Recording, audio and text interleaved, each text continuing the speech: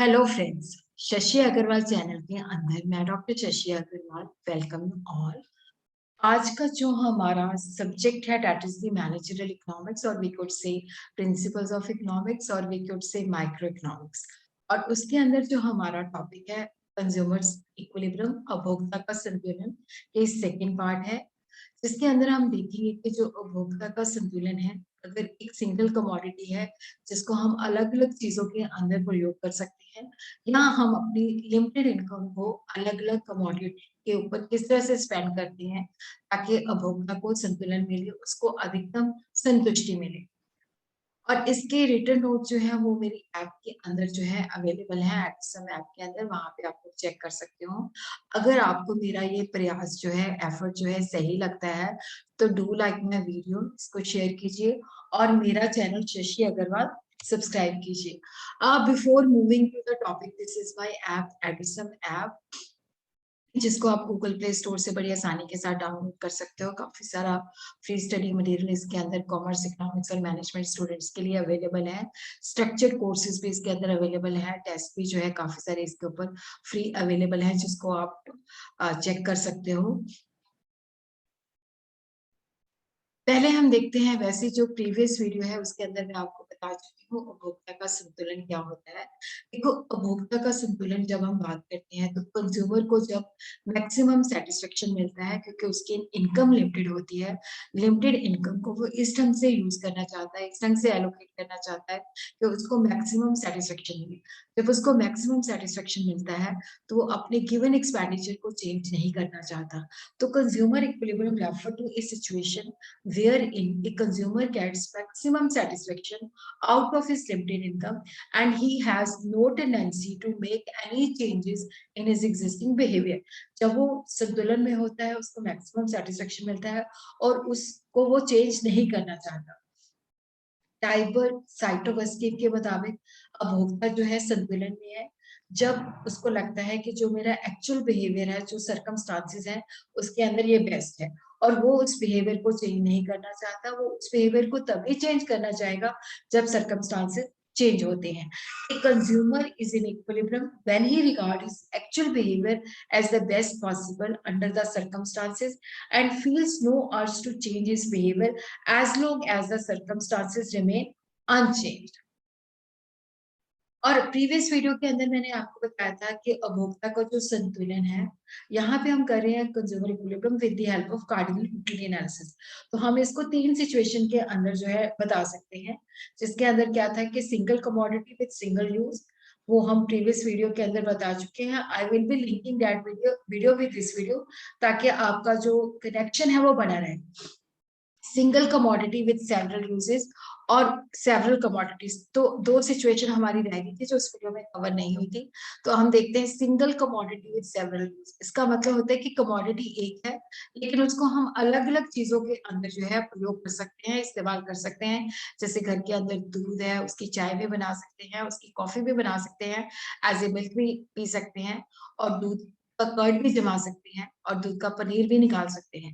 तो इस तरह से सिंगल कमोडिटी है लेकिन अलग अलग चीजों के अंदर उसको यूज किया जा सकता है। तो यहाँ पे हमारा जो कंज्यूमर है वो रैशनल है, वो डिफरेंट जो उस कमोडिटी है उसको डिफरेंट चीजों के अंदर इस ढंग से एलोकेट करेगा कि हर एक यूज से उसको जो मिलता है मार्जिनलिटी बराबर होनी चाहिए। जैसे ए यूज है, बी यूज है, सी यूज है, ए यूज की मार्जिनलिटी बी यूज की मार्जिनलिटी के बराबर है और सी मार्जिनलिटी के बराबर है।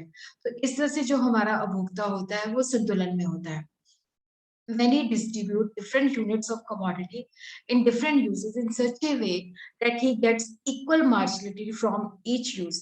Marginality of use A is equal to marginality of use B, which is equal to marginality of use C, and so on. तो हम कहते हैं कि हमारा जो उपभोक्ता है वो संतुलन में है। अब हम इसको जो है टेबल की फॉर्म में एक्सप्लेन करते हैं। जैसे मान लो हमारे पास 5 लीटर ऑयल है, we have 5 litres of oil, kerosene oil, जिसको हम स्टोव के अंदर यूज कर सकते हैं, जिसको हम लालटेन के अंदर यूज कर सकते हैं।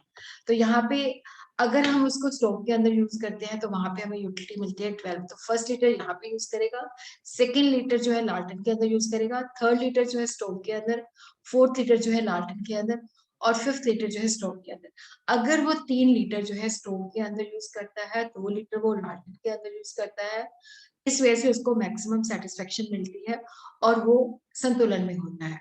अगर वो किसी और तरीके से स्पेंड करता है, यूज करता है, तो उसको मैक्सिमम सेटिस्फेक्शन नहीं मिलती और वो संतुलन में नहीं होता। They will use 3 liters in stove and 2 liters in Larton. Last litre जो उसने स्टोव में यूज किया, देखो जो लास्ट लीटर उसने स्टोव में यूज किया उससे यूटिलिटी कितनी मिल रही है 8, और जो लास्ट लीटर उसने लालटेन में यूज किया उससे यूटिलिटी कितनी मिल रही है 8। तो ये दोनों एक दूसरे के बराबर है, तो यहाँ पे उसको मैक्सिमम सेटिस्फेक्शन मिलती है 12 प्लस 10 प्लस 8 प्लस 10 प्लस 8, तो दिस इज 48। तो हम कहते हैं कि हमारा जो उपभोक्ता है वो संतुलन में है। अब हम इसको ग्राफिकली जो है डिपिक्ट करेंगे। तो ग्राफिकली के अंदर देखो क्या है कि पहले जैसे आपने यहाँ पे इस तरह से जो है देखो ड्रॉ कर लेना है, बीच में से एक लाइन, सॉरी गलती से इस तरह से आपने, ये जो है मार्जिन यूटिलिटी और प्राइस है, और इधर जो है हमने क्वांटिटी ऑफ ऑयल जो यूज हमने किया है स्टोव के अंदर, इधर हमने लालटेन के अंदर ले लेना है। यहाँ पे 1 2 3 4 5, इधर आपने 2 4 6 8 10 12, और इसी तरह यहाँ पे 1 2 3 4 5। तो यहाँ पे देखो जैसे ये जो है 1 2 3 4 5, यहाँ पे क्वांटिटी ऑफ ऑयल है, और यहाँ पे क्वांटिटी ऑफ ऑयल जो हमने यूज किया है स्टोव के अंदर, और यहाँ पे क्वांटिटी ऑफ ऑयल जो हमारे पास 5 लीटर है, तो यहाँ पे भी हमने 5 लीटर शो कर देना है। यहाँ पे हमने मार्जिन प्राइस को दिखाना है। तो यहाँ पे हम देखते हैं कि फर्स्ट पे हम 12 यूज कर रहे हैं, सेकंड पे हम 10, थर्ड के अंदर हम 8, तो इस तरह से आपने ड्रॉ कर लेना है। ये मार्जिन ऑफ जो है ऑयल जो हम यूज करें स्टोव के अंदर आ रहा है, इसी तरह ये जो है लालटेन के अंदर आ जाएगा। तो जो लास्ट यूनिट यहाँ पे जो कंज्यूमर है उसको मैक्सिमम सेटिस्फेक्शन मिलती है, इज इन इक्विलिब्रियम। तो क्योंकि जो लास्ट लीटर जो है वो ऑयल के अंदर जो स्टोव के अंदर यूज कर रहा है, जो लास्ट लीटर वो लालटेन के अंदर यूज कर रहा है, वहां पे उसकी यूटिलिटी जो है बराबर है, तो हम कहते हैं कि जो हमारा उपभोक्ता है वो संतुलन के अंदर है। तो इस तरह से आपने जो है अपना ग्राफ बना लेना है। अब हम देखते हैं सेवरल कमोडिटीज। सेवरल कमोडिटीज का मतलब है कि जब वो काफी सारी वस्तुएं परचेज कर रहा है, एक कमोडिटी भी खरीद रहा है, बी कमोडिटी भी खरीद रहा है, सी कमोडिटी भी खरीद रहा है, तो यहाँ पे वो अपनी लिमिटेड इनकम को इस ढंग से स्पेंड करता है कि जो लास्ट रुपी वो ए कमोडिटी पे स्पेंड करता है, जो लास्ट रुपी वो बी कमोडिटी पे स्पेंड करता है, और जो लास्ट रुपी वो सी कमोडिटी पे स्पेंड करता है, उससे मिलने वाली जो यूटिलिटी है वो बराबर है। कंज्यूमर जब भी मार्केट के अंदर जाता है तो वो पर रुपी हर एक कमोडिटी की यूटिलिटी को कंपेयर करता है ताकि वो संतुलन में पहुंच सके, ताकि उसको मैक्सिमम सेटिस्फेक्शन मिले। तो जो लास्ट यूनिट वो ईच कमोडिटी पे स्पेंड करता है वो उसको इक्वल मार्जिनलिटी प्रोवाइड करे। जैसे marginality of A commodity divided by price of A commodity which is equal to the ratio of marginality of B commodity divided by price of B and marginality of C commodity divided by price of C and so on। अगर price वहां पे same है तो हम इसको इस तरह से लिख सकते हैं, marginality of A commodity is equal to marginality of B commodity marginality of C commodity which is equal to price और मार्जिनलिटी ऑफ मनी। तो ये हमारे पास टेबल है। अब उसके पास 5 रुपए है, 5 रुपीज है, तो उसने दो कमोडिटीज के ऊपर स्पेंड करना है, एक एक्स कमोडिटी एक वाई कमोडिटी। तो यहाँ पे वो जो है देखो यहाँ पे क्योंकि हमारा कंज्यूमर जो है रैशनल है, तो एक्स से उसको ज्यादा मिल रहा है तो 1 रुपए यहाँ पे स्पेंड करेगा, और 2 रुपीज जो है वो यहाँ पे स्पेंड करेगा, थर्ड रुपये वो यहाँ पे स्पेंड करेगा, फोर्थ रुपये वो यहाँ पे स्पेंड करेगा, और फिफ्थ रुपये जो है वो यहाँ पे। अब देखो जो लास्ट रुपये वो एक्स पे स्पेंड करता है उससे यूटिलिटी कितनी मिल रही है 8, और जो लास्ट रुपये वो वाई पे स्पेंड कर रहा है उससे यूटिलिटी उसको मिल रही है 8। तो इस सिचुएशन के अंदर देखो जो लास्ट रुपये वो एक्स पे स्पेंड करता है, जो लास्ट रुपये वो वाई पे स्पेंड करता है, उससे मिलने वाली यूटिलिटी बराबर है, तो हम कहते हैं कि हमारा जो उपभोक्ता है दैट इज इन इक्विलिब्रियम। इसी तरह ही हम इसको ग्राफिकली जो है डिपिक्ट कर सकते हैं। तो यहाँ पे मैंने स्टेप बाय स्टेप लिया है ताकि आपको ग्राफ बनाना इजी हो। देखो यहाँ पे हमने पहले क्या करना है, इस तरह से लेके इस तरह से करना है। यहाँ पे 0 1 2 3 4 5 ये है एक्स कमोडिटी, इस तरफ से एक्स कमोडिटी है, तो यहाँ पे 5 पे फिर अगेन ऐसे, तो ये 2 4 6 8 10 12। देखो इधर से एक्स कमोडिटी है, इधर से वाई कमोडिटी है, ये 0 1 2 3 4 5। फिर उसके बाद हमने एक्स कमोडिटी को ड्रॉ करना है, तो यहाँ पे देखो 1 का 12, सेकंड का 10, थर्ड का 8, फोर्थ का 6 एंड जो फिफ्थ है उसका 4। इस तरह से हमने इसको जो है मिला देना है, तो ये हमारे पास मार्जिनलिटी ऑफ एक्स आ जाएगी। और उसी तरह हमने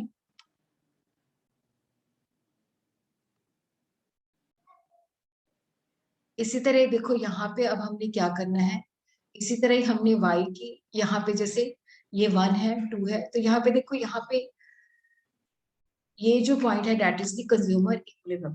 पहले देखो हमने इधर वाला ड्रॉ कर देना है, फिर हमने इधर 10 8 6 4 2 इस तरह से हमने ये वाला मार्जिनलिटी ऑफ y कर देना है।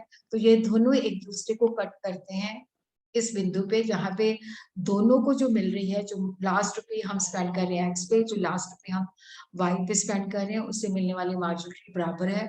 तो हम कहते हैं कि हमारा जो उपभोक्ता है वो संतुलन में है। तो इस तरह से आपने ग्राफ जो है बना लेना है।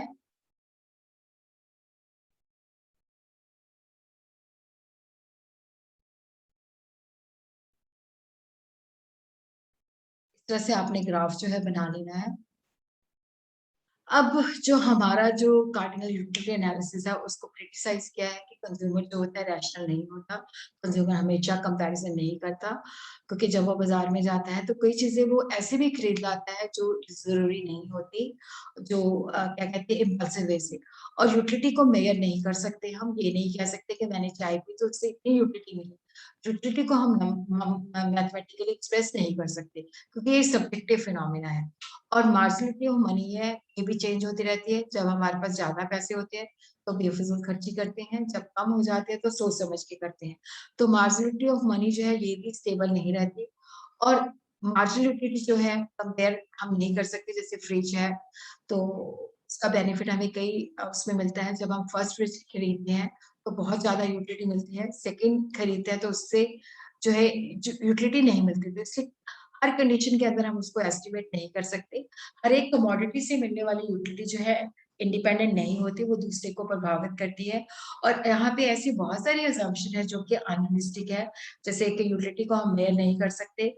जो एक कमोडिटी से मिलने वाली यूटिलिटी है वो इंडिपेंडेंट है, दूसरे को प्रभावित करती है, तो ये असम्पशन इंडिपेंडेंट वाली गलत है। और इसी तरह की छोटी छोटी मात्रा में ले सकते हैं, ये भी पॉसिबल नहीं है। तो यहाँ पे बहुत सारी ऐसी असम्पशन है अनरियलिस्टिक के, मार्जिनलिटी ऑफ मनी जो है वो कांस्टेंट रहती है, जबकि वो भी हमारी कांस्टेंट नहीं रहती। तो इसी के साथ ही क्या है कि हमारा जो कार्डिनल यूटिलिटी एनालिसिस था वो खत्म हो गया, क्योंकि उसके अंदर हमने लॉ ऑफ डिमिनिशिंग किया, फिर उसके बाद इक्वी मार्जिनल। अब हम कर रहे हैं कंज्यूमर इक्विलिब्रियम। और अगर आपको मेरा ये एफर्ट जो है सही लगता है तो डू लाइक माय वीडियो, और मेरे चैनल को अगर आपने सब्सक्राइब नहीं किया हुआ तो डू सब्सक्राइब माय